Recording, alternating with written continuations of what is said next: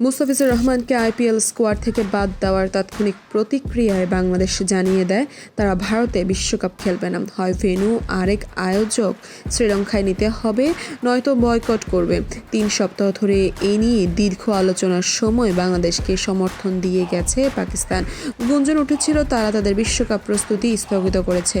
আর কদিন ধরে বাংলাদেশের প্রতি সংহতি জানিয়ে বিশ্বকাপ বয়কটের হুমকি দিয়ে যাচ্ছে তারা। আইসিসি বাংলাদেশকে বিশ্বকাপ থেকে সরিয়ে দেওয়ার পর সাবেক ভারতীয় ক্রিকেটার মদন লাল দাবি করেছেন বাংলাদেশকে ভুল পথে পরিচালিত করছে পাকিস্তান। বাংলাদেশকে বাদ দিয়ে আইসিসি স্কটল্যান্ডকে বিশ্বকাপে অংশগ্রহণের সুযোগ করে দিয়েছে। তাদের এই সিদ্ধান্তকে স্বাগত জানিয়ে মদন বলেন, বাংলাদেশ বড় ভুল করেছে এবং তাদের প্ররোচিত করেছে পাকিস্তান। এএনআইকে সাবেক এই ভারতীয় ক্রিকেটার বলেন, আইসিসি খুব ভালো সিদ্ধান্ত নিয়েছে, পাকিস্তান ও তাদের ভুল পথে পরিচালিত করেছে।